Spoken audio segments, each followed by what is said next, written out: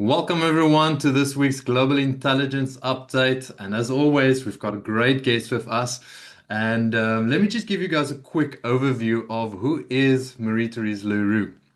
So, Marie empowers enthusiasts, experts, and entrepreneurs worldwide to share their visionary message through better communication skills, media strategy, or self-discovery. Before settling in South Africa, Marie lived and traveled in the Far and Middle East for 15 years.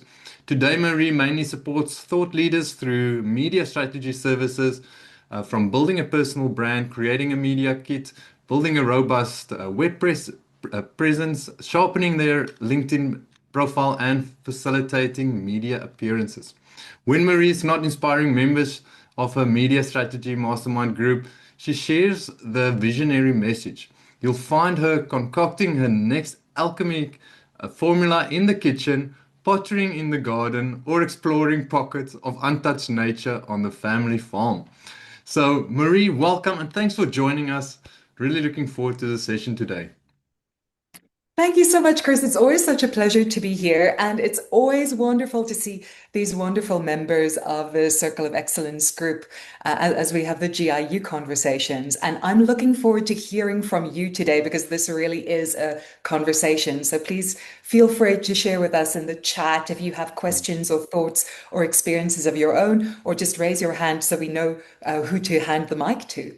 Yeah, now that would be great. And guys, we will be talking about your brand and specifically, is your brand evolving? How to keep your brand on point as you grow and change, which is a very important topic in today's world. So, Marie, before we get started, was there anything that I missed? Anything you want to add in to that awesome introduction? You're right there. Thank you so much, Chris. Always such a pleasure to work with you. Oh, thank you. So let's jump straight into it. Marie, shall we start by defining the term brand for the purpose of this conversation? Yes, you heard that I have a farm connection. And branding, we get this word from a practice I do not like that happens on many farms, and that is taking a hot iron to burn a mark into an animal so that you can recognize that animal. Mm. Brutal term. I like to think of it so much more as a fingerprint, something that is unmistakably yours and something that actually doesn't ever really change because there's an essence to that. But I think there's a bit of a misconception around brands that we're becoming more aware of. And I think people in the Circle of Excellence group are already very well aware of this. But for people who are listening for the first time or beginning to think about branding, chances are when we think about brands, we think about that Nike swoosh, right? That logo that is so all powerful and their slogan, just do it. And yes, a logo and a slogan and a brand name is powerful. They certainly proved it, they just did it. But for the rest of us, it's so important that we don't get sucked into just thinking, oh, the brand is a color palette and a logo and a slogan and even maybe the vision and the mission and the values and these things as we speak about them, especially when it comes to a personal brand, which each one of you in this room has. What really matters is not necessarily those things as much as they can encapsulate it. The true point of a personal brand is the essence of you, or I like to think of it as quintessence, the ultimate essence of you, and how you embody that. So for me, working with anybody who's building a brand, yes, we are going to do the logos and the wording and the language, the voice. But what's really at the heart of it is your quintessence, the true essence of you, and that fingerprint that nobody can change. We don't need to brand you. We don't need to burn a mark on you. You are so unique. And we know that nowadays that is the one thing nobody can copy, not even the best trained AI bot or agent. Oh, great answer and analysis. Which jumps actually to my next question. How can we know when it is time for a brand message to evolve or shift? So when we are at that change. Well, for those of us who just attended Mike Hancock's incredible session for the Circle of Excellence and the broader public on alchemists of the future or architects of the future, you might have just had an experience that made you go, oh, I need to make some changes. And even if you weren't on that session, definitely catch up and see the recording because it's worthwhile. But let me know with a raise of hands or with hands up or even in the chat if you feel that you are evolving. Fantastic. I'm so glad to hear that. I think that's 100% score. I know some of you have your hands full or hands free and are not able to respond right now. But if you're not evolving, there's a problem. Now, the thing is, if your brand was so perfectly constructed that everything was perfect and you were so happy with it when you started on this journey, you might find that right now you're somewhat outgrowing it, a little bit like a caterpillar has to shed its skin first and get bigger and bigger and bigger, and eventually go into that cocoon and go through the process to become a butterfly. If you're becoming a butterfly, you might find that now it's time for a change. So, some of those reasons for a brand change could be external. It could simply be adapting to the market. It could be a new product that you are launching or a new direction that you're going into. If the brand that you're looking at is not just a personal brand, but a business brand, it could even be a pivot or a merger, an acquisition, combining with another business. And when it's your own personal brand, one of the biggest reasons is simply that you are evolving. Congratulations. It's a good sign. It's a little bit inconvenient, but it's a very good thing. Wow. Such great answers, guys. We will be sharing this as a recording as well, so you guys are more than welcome to come back and re-listen. Yeah, thanks for that. So, with that, Marie, I need to ask as well. With change comes a lot of uncertainty, and people are afraid to do or make a change.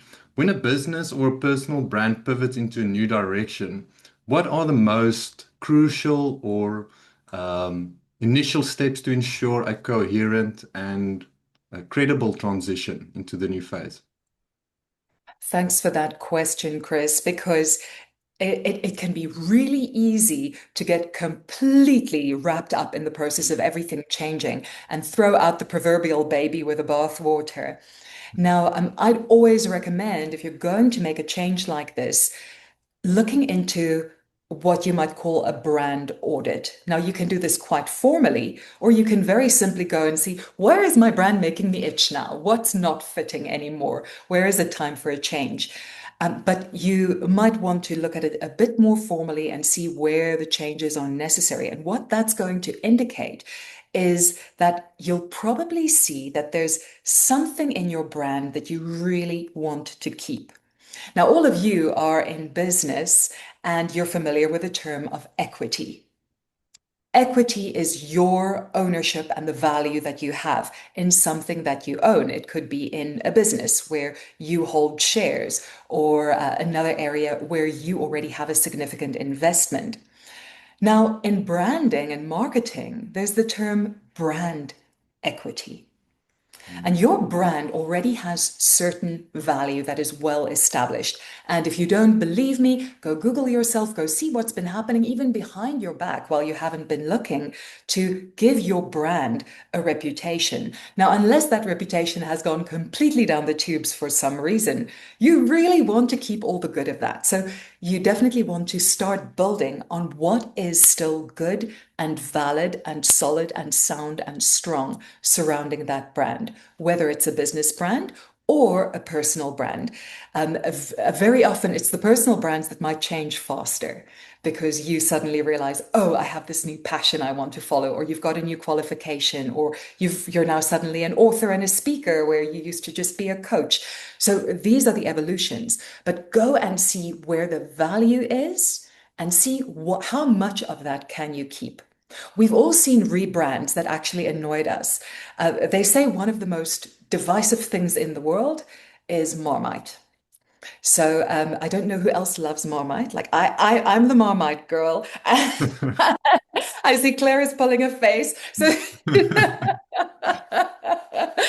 I think we just proved our point, ladies and gentlemen. I rest my case. Now, I'm a Marmite girl, and I'm actually very attached to the tradition around it and to the little picture of the little pot. It's actually called a marmite in French cuisine. It's named after the little pot that you boil that it's made in. I think that's just too sweet.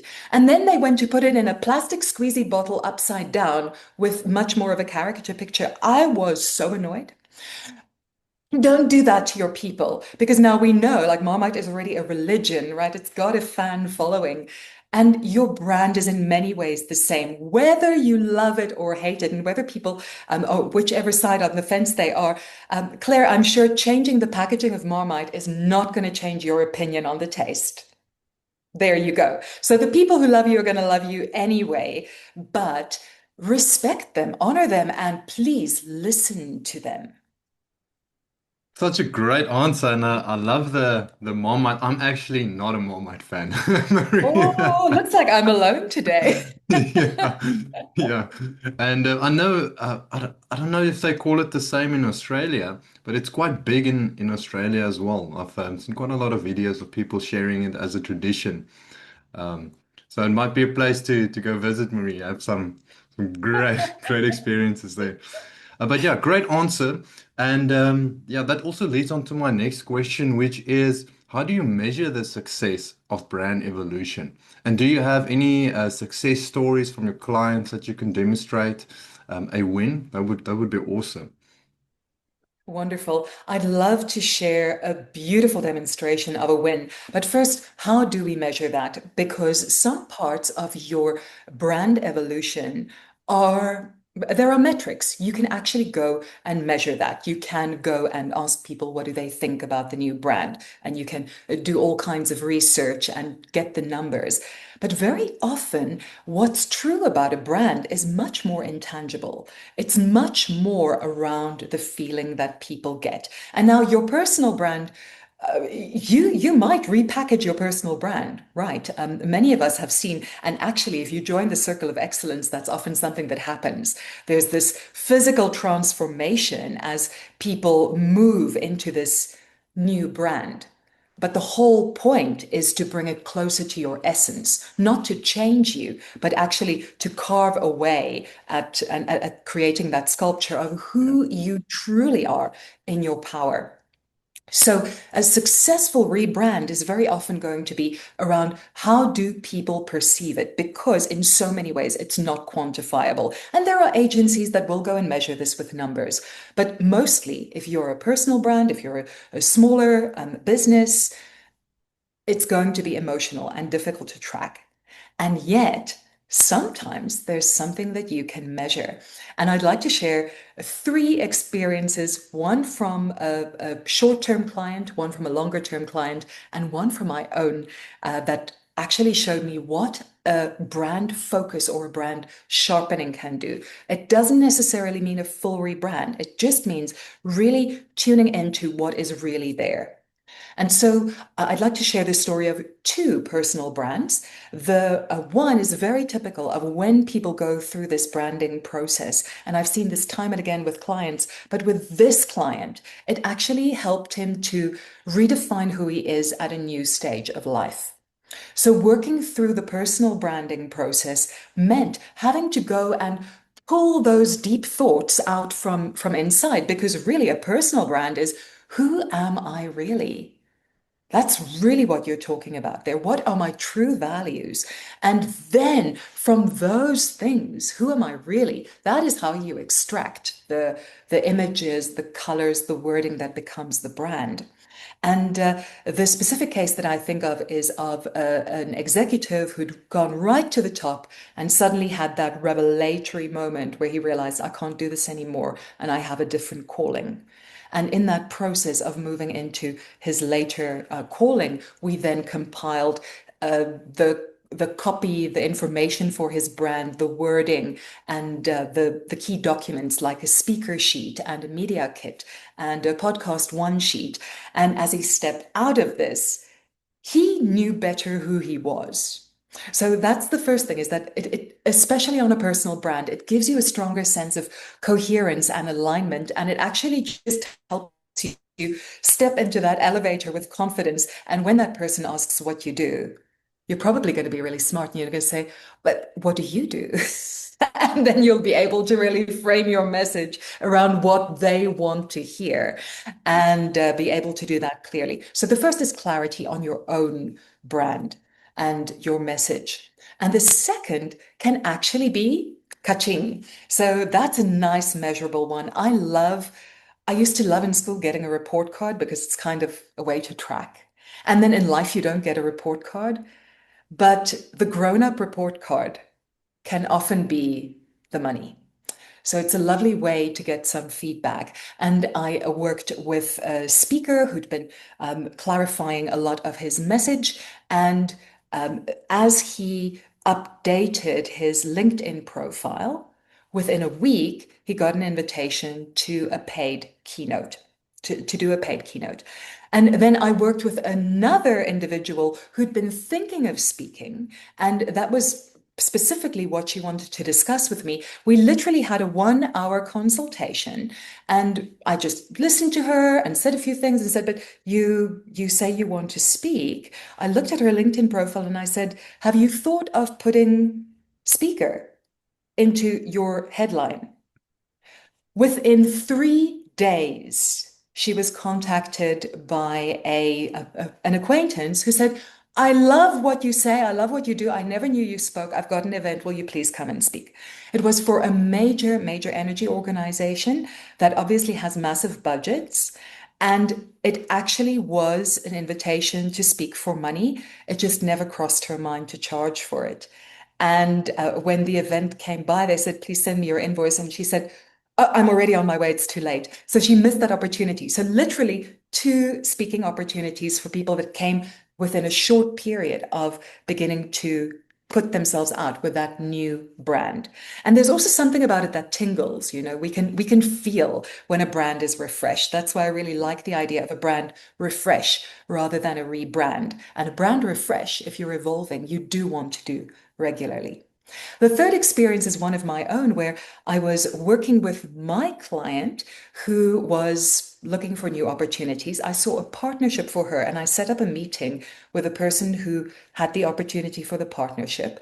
But in the meantime, I did a little bit of cyber stalking, and I would, for example, go and comment on the potential partners' social media posts on different platforms and so on. And I didn't do anything else except set up the meeting, appear in the meeting, and the potential partner was supposed to be excited about my client. But when my logo appeared on the screen, she said, "You're from Yazzie Media? You guys are everywhere. You guys are a one-woman business." And so having just that brand awareness and that brand activity stimulates an awareness. And that is how you can actually measure the success. Wow, well said, and so many insights shared there. Guys, if you're not connected to Marie on LinkedIn, get connected with Marie. You'll have some great content that you'll be able to see and interact there with. So yeah, thanks for sharing that, Marie, and your stories for sharing that. Then next, I want to jump into more of a bit of a media. Media strategy is core element of your work, and I want to know how can a well-executed media strategy effectively amplify a new brand narrative and solidify its evolving position. Okay, thank you very much. I think a good place to start is actually just to frame media strategy as a broader picture. Yeah. And what I would call media strategy has a lot to do with a strong organic marketing approach, or what we might have called in the past PR. But if you're one person, you really want to be sure that there are a lot of things that are out there working for you, whether it is your speaking on stage, your publications, if you have them already, and if you don't have them, the process. Of course, your social media platforms, your opportunities to appear on podcasts like this one, or as a guest blogger, All of these things are part of what happens. And nowadays, it's even really, really easy to put out a press release that if you're willing to do the work behind it, it can actually generate a lot of external media. Because when you go on your social platforms and you say that you're doing something wonderful, it only has so much credibility. But the moment that it appears in the press, especially the so-called print press, but if it's an objective source, people add a lot of credibility to that. So, what I'd call media strategy is really what we might think of as organic marketing, where you don't actually necessarily pay for the attention that you're getting. A beautiful word for it that I came across way, way, way back. Before I even started working, I was a student. I found a book in the library. It was called Guerrilla Marketing. And that idea of being stealthy and mobile and just working from passion and grit actually can be really powerful. So if you are planning to do a brand refresh, really think how you can leverage the entire ecosystem of a media strategy. And in that connection, I also want to mention that whenever I work with clients, when we're just putting out ordinary content, doing this stuff, not very much happens. People get used to it, they start to tune it out. But when we have a specific campaign with a specific purpose, the analytics always show that more people are paying attention, more people are looking, staying, watching, commenting, engaging, and clicking through and taking action. So when you are going to refresh your brand, you might want to think of a strategy that starts by saying, here is where we're at right now. We are beginning to rethink our brand and actually call in participation. You might just want to ask some of your core clients or some people in your audience, and especially your dream clients. What would you like to see in our brand? What are you enjoying? What should we keep? Where's our brand equity? But what are the things that we need to shift on? And then another way that this is a very old trick, but a very, very useful one is actually have a competition. Ask people for suggestions for perhaps a slogan or feedback or ideas for the logo. You might not go exactly with what they say, but you might actually use that as inspiration. And from that, of course, you have good ways to bring in some business because you could simply give away a wonderful offering of yours for the winner. But even better, how about this? Everybody who participates can make use of this special offer or this discount. So then you're getting this interaction, and people then have a reason to participate. They have a reason to go and do business with you. So you're actually raising that awareness. So that's your early phase. And then during the process, why not share what you're doing? So, for example, if you're working with a graphic designer, Ian is here this morning. We're in a mastermind group with a speaking colleague who's just gone through a dramatic rebrand experience. Ian recommended his wonderful graphic designer. They had such a brilliant experience, came out with such wonderful work. Now, how can you leverage that? Why not invite your designer and your people who are working with you to share the process? So they actually say, we're working with this brand. You say you're working with them, and they can actually document what they're doing. That's valuable free content that exposes both of you to both their audiences with the quality of your work and the nature of your process. And then you can go and announce that change. Don't pounce it on your people like Marmite did to me, right? Rather, be sure that people feel like they are engaged in this, that it's their brand. And that is the difference between just having people who are in your audience and people who become clients, but even better, people who become advocates. In a group like this, there are many people who can be your advocates, even if they're not your clients. And when you can share that message and leverage that, you're really winning. So through that media strategy or organic marketing process, really think of a campaign. Even if your brand refresh or your rebrand can happen very quickly, get all the mileage out of it so that people are involved and they feel like this is now their brand, they're part of the story. Great. Thank you for sharing, Marie. Well said. Very well said. Me that is also working in the marketing industry, definitely agree with what you've just shared. So 100%. Then I want to jump back into another question, which is a bit more for the more established brands. For the brands that are well recognized, what strategies would you employ or to leverage existing equity while simultaneously building a new or relevant in a different domain? I see we've got such exciting questions happening in the comments. I actually am going to ask Ian to recommend the graphic designer. So we're going to come back to your question in a second, Chris. What happened in the chat is the following. So Claire has asked, can you recommend a graphic designer? And that part of your evolution is that's the next step. I'm literally going to names drop right now, and that is that the designer who works with Ian and who also then worked with this colleague of ours is Luzon Mentz.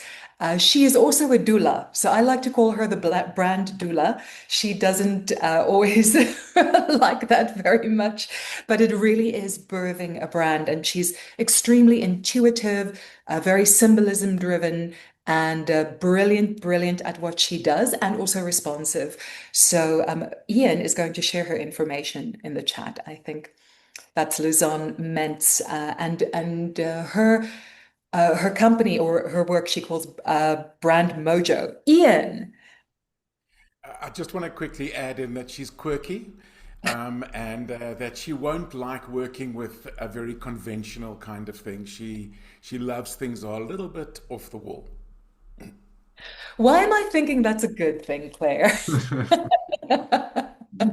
Fantastic. Yeah. Yes. And finding that right match for the person to work with is absolutely essential. Yeah. And I wonder, Ian, you might want to share some of her pictures in the chat as well, including the latest one that she's done. I don't think that's a secret. Lovely. Okay, so back to Chris's question, which is what role does authentic communication and transparent storytelling play in bringing an audience along when the brand identity is shifting? And we just heard in this session of Mike's an echo of something that has been a groundswell. People are wanting authenticity. Mm. Right. And within the light of the huge conversation happening at the moment, that is AI, artificial intelligence, I'm constantly saying the true AI is authentic intelligence, and that is your own. So by all means, leverage AI, but be so aware that the authentic intelligence that is your own, that is instinctive, that is you, that is unique, that is your fingerprint, your essence, that is something that cannot be imitated. So, when it comes to a brand, a lot of the brand shifts that I've seen have come through personal struggle. And for me, part of the reason why this topic is important at the moment is because I'm hearing of so many people rebranding. I have clients who are needing brand refreshes and even rebrands in some area of their work. And the biggest reason is that for myself, I've come to a point where I've become aware I am in need of a significant shift in my brand. Now, the journey to that is a deeply personal one. It's in some way even spiritual. And I think people who are in this circle know that the work that we do has such a strong spiritual foundation. And as we grow, we go through these difficult experiences that equip us for something significant. So, being able to share that growth is very important to me. And in my case, the way that I'm approaching it is very gradually beginning to move from the content and the information that I used to share to start bringing people in, but beginning with personal conversations in my own community and explaining to people, like, here is my shift, here is what's going to be happening.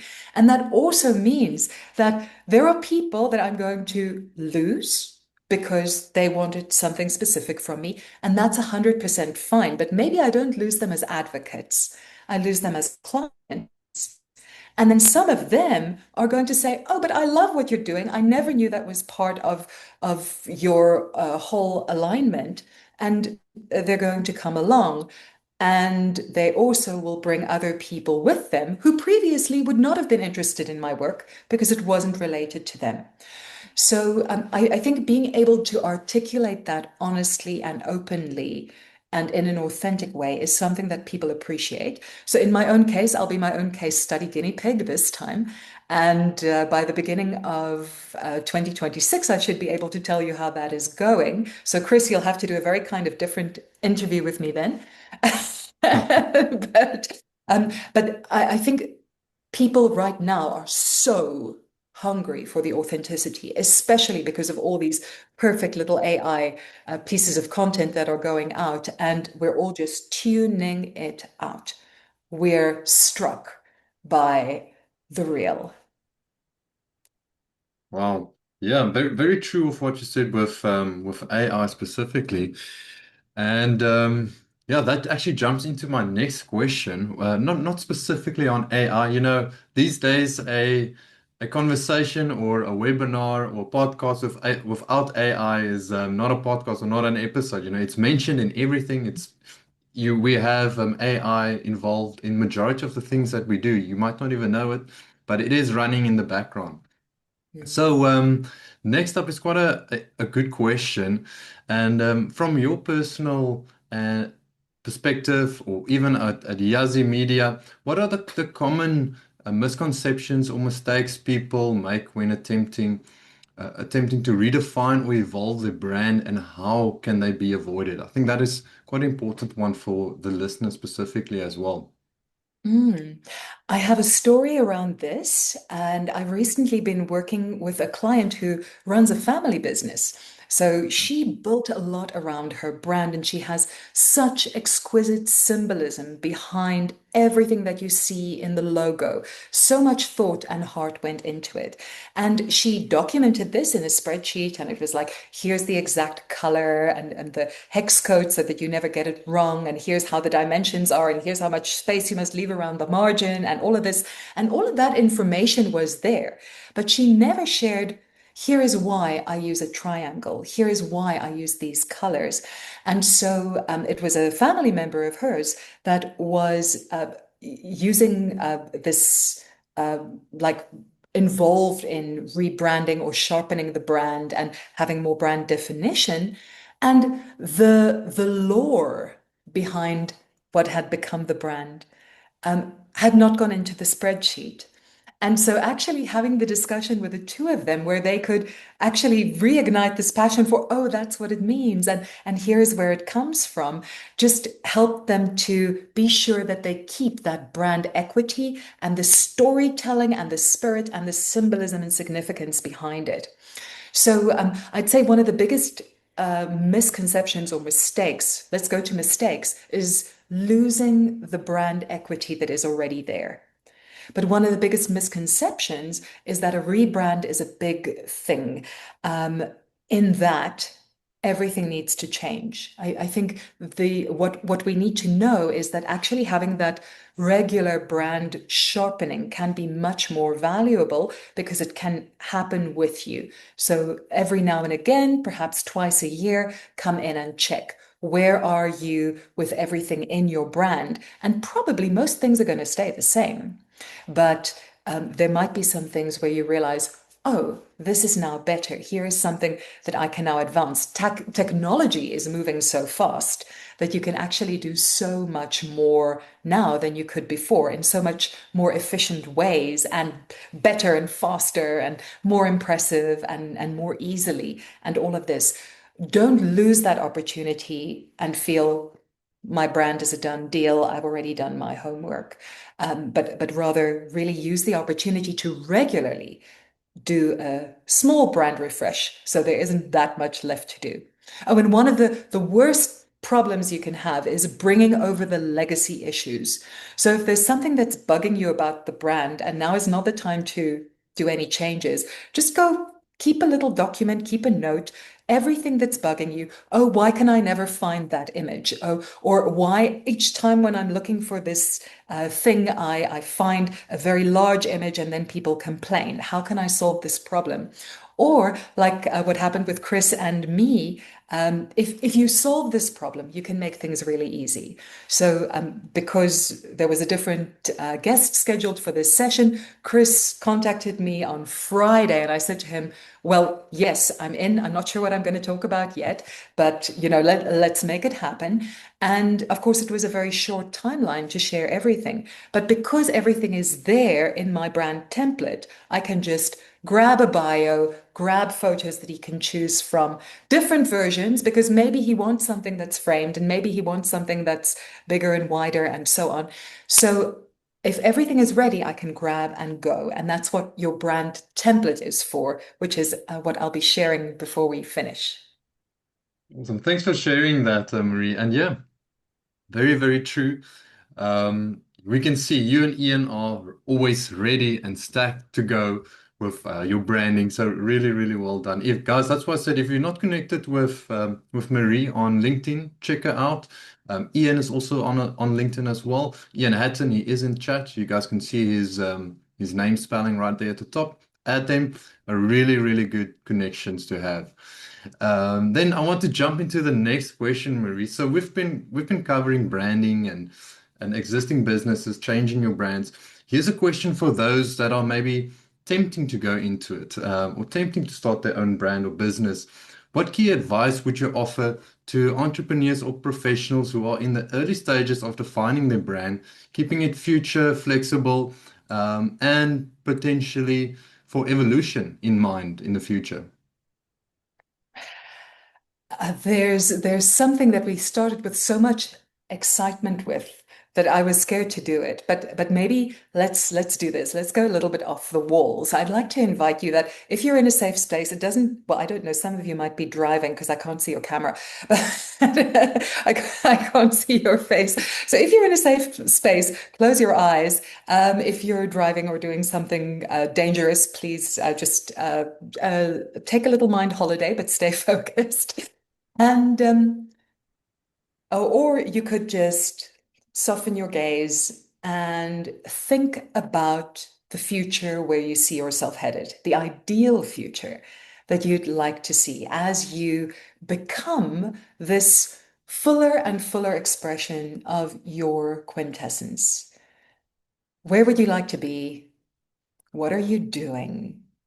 What is it like? And ultimately, how are you expressing who you are? What are the essential elements of you that will be the same into the future, whether we're thinking 6 months from now, 1 year, 5 years, 10 years? Or like me, I'm turning 50 next year, so I'm thinking about the next 50 years. I'm halfway. So what is it going to be? And even once you're gone. And tapping into that vision of who are you becoming? Where are you going? That is really where the core of any brand execution that you do, anything you do around your brand, whether it's right now, day to day, or as you redefine your brand through the brand assets. And the most powerful expression of our brand is very simply who we are, breathing the brand. If that's your personal brand, you already are it. But maybe sometimes you feel that right now I'm not really living my brand. I'm in a really bad mood today. Things are going wrong. That's a bit off brand. Can you bring it back to that ultimate vision of this essence of you that stays the same but becomes more and more of itself over time as you head in that direction? So you're welcome to come back or stay in your happy place. That's also good. And the conclusion of that is just really do see that this is going to take you where you want to go. One of the worst things that happen, and we hear it now that we're 5 years into this work from home phenomenon where so many people started working remotely or working for themselves, all the lockdown baby businesses, right? My business is a lockdown baby born in 2025, in 2020, so it's 5 years old now. And I see so many people who say, well, I traded the 9 to 5 for the 24/7. You do not want to create a nightmare job for yourself. You want to create freedom. So build your brand, any shifts that you make around that vision, and also keep it flexible enough. And then ultimately remember that, yes, the logos and the colors and the fonts and all these nice things are wonderful, wonderful to have. They're the embodiment of your brand, but you are the essence. So always keep with the essence. And that is a rebrand you can do moment to moment. Whenever you see that, "Oh, right now I'm slipping out of my brand, this is not me," that is the moment to say, well, what is on brand? Let me realign with myself. And the other elements of the brand fall into place around that. Great answer. Thank you, Marie. Then, guys, I've got one more question left. If you want to ask anything to Marie, please just drop it in the chat, or just wait a few minutes and we can unmute, and you guys are more than welcome to ask. So, Marie, my last question for the session is, looking forward, what emerging trends do you anticipate will significantly impact how personal and business brands will need to continuously adapt or reinvent themselves? The first one starts with an A and it's authenticity. So really tap your authentic intelligence, your true essence. That is the one thing nobody, no perfect, clever superbot can take away from you. So authentic intelligence trumps artificial intelligence every time, especially when you can use the best of the AI and add what you have to give. And with regard to AI, there is a groundswell in something that's been very important for businesses for a long time, but it's now shifting.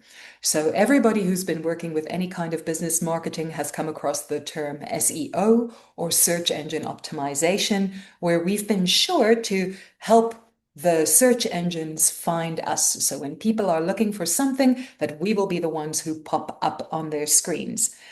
Now that is shifting because people are no longer just looking for a word. They are asking questions. And increasingly, even before AI became so dominant, search engines like Google have been offering the answers to questions. Now, this is not SEO, it is AEO, Answer Engine Optimization.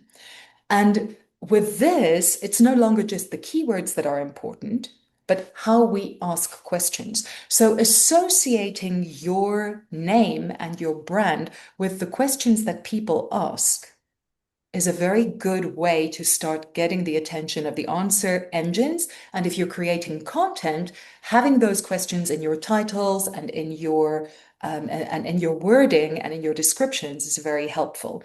So instead of just personal branding, you could have something like, is your brand evolving? Or how can I evolve my personal brand? Or how can I rebrand? And the answers to that then become very good. So you want to have the clear answer questions and the clear answers. And the scariest one is GEO, which is generative engine optimization. And that is what people are looking for, where nowadays they don't even make a stop at Google. They're straight on ChatGPT or Claude or Perplexity or Grok. And what are they doing? Well, they're going, tell me about this person, right? I used to stalk in person. Now I do something else. I do the stalk, and then I see what the AI gives me. And the difference between that, you can literally show someone the difference and say, it's time for a rebrand. Because everything you've done online is going to be there. And if you haven't been active recently, you'll find that the messaging is out of date. So that can be quite a reality check. And all the same principles apply. You do want to be visible, you do want to be mentioned, you do want to have wide reach and have people talking about you. And it's always better when people are advocating for you than when you have to sell yourself, right? So all of these rules still apply. But you do want to be sure that you're taking advantage of these qualities and keeping things very current and very accurate. Awesome. Thank you for that, Marie. Really, really interesting, guys. If you didn't know, um, yeah, now you know. And we might have a couple of questions, and I'd also love to hear your own experiences, whether it's been the triumphs or the terrors of brand shifts in your own experience. There's a little present for you in the chat box, and Chris, I'm going to ask you if you can also share it for us in the show notes and descriptions. And that is, ooh, he's so fast, he's ahead of me. But there you go. Now you've got it twice. This is a brand template, and it's just a Google sheet where I have shared a nice spectrum of the things that I put together when I'm helping somebody build their brand. These are all the obvious things like your name and your slogan and your vision and your mission and your values. If you have them, you might not have them, don't panic. Descriptions of your business, short ones for those places where you only have had like 50 characters, and longer ones, and your bio, longer bio, shorter bio, your photos that you can grab, like when Chris invites you to come and be a guest on the GIU, you can just grab and go, send him a link, and he's got everything he needs. It also includes things like your bank details and your contact information and your links. And I even have a section in there for PayPal and Bitcoin if you're getting paid in crypto, so that you never have to be in that situation where you want to strike while the iron is hot, but you have to say, just wait till I get home, I'll send it to you. And then everything's cooled down already, right? In the heat of the moment, you can grab and go. And in there, there's another little prezi for you. So go follow the link and take a look. Yeah, no, that's very awesome. And guys, just to give my take on what Marie just mentioned, with having everything brand template or ready to go, just a link, boom, boom, it's easy. It makes you look so professional because you've got everything right there for the person who needs the information or content, and it's just easy. I mean, I've had to talk with many people before where we've gone back and forth. I need this, you missed this. So it really, really helps the process, and it gives a much better impression of who you are and what you do. So yeah, very, very awesome. Guys, if you've got any questions, drop it. Let me just check if I missed anything. Uh, Ian, thank you for sharing the link there to Marie's LinkedIn. Thank you for that. Thank you, Ian. And Claire, I think you're in for a treat if you get to know Zan and just discuss a couple of graphics. Her work is incredible. Awesome. Jillian, Can I see I? you've Yes. unmuted. Thank you so Gillian, much, Marie. Yeah, for sharing so generously. And I would certainly love to connect with you. by Awesome. all means, thank you so much. Yes, and you're welcome to find me on LinkedIn. Just I be will. careful because I did that thing where you have to be sure that you connect. Otherwise, you just follow and I don't know. Hmm. Yeah. I Um, will go and I will go and seek you out. yeah, for just Thank you. for Thanks for interesting sake, Jillian and Marie, you guys are very close to each other. So Mm. in terms of living in Joburg. in Joburg, yeah. Gauteng. There you go. For the people in the Cape, it's all the same, right? Yeah. Yeah, thank Sorry. you. I just, yeah, I followed you, I think.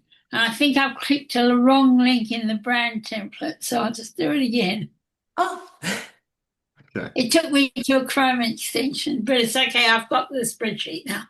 Awesome. perfect. And, Perfect. and hi, Love. Susie. Hi, Chris. I'm back. I'm finally getting back into things. I'm glad to Taken see a you. long while. Glad to Well, have you here. And Thank look you. at Susie with all those brand colors, right? I can totally feel the vibe. I'm called, okay, Marie Therese, I'm the Heart Whisperer, and Yeah. I have my own deck of Heart Whisper guidance cards that change lives and help people love themselves. So I decided that I put that up a while ago and everybody comments, so I'll just leave it there. Oh, That's That's Susan. If awesome. you see those hearts, it's Susan. Hi, Stephanie. Ah, my daughter. Haven't been here for a long while, have I? Haven't seen you for ages. Mm. Yeah. So beautiful. with that, guys, is there anything else you'd like to add on, Marie?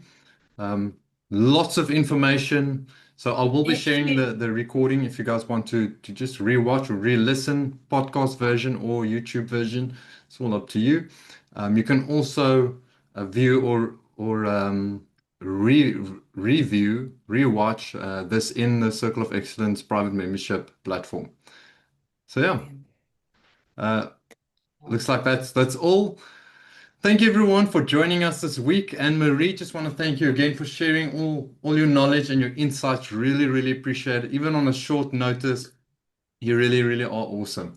And then also our live viewers and listeners, thank you guys for being here. Really appreciate it. And offline as well. I really appreciate all the support that we've been getting. I hope you guys have a great week ahead and there's some great and positive uh, feedback into your life. Thank you everyone. Cheers. Thanks, everyone. Thank you so much, Chris. All a pleasure.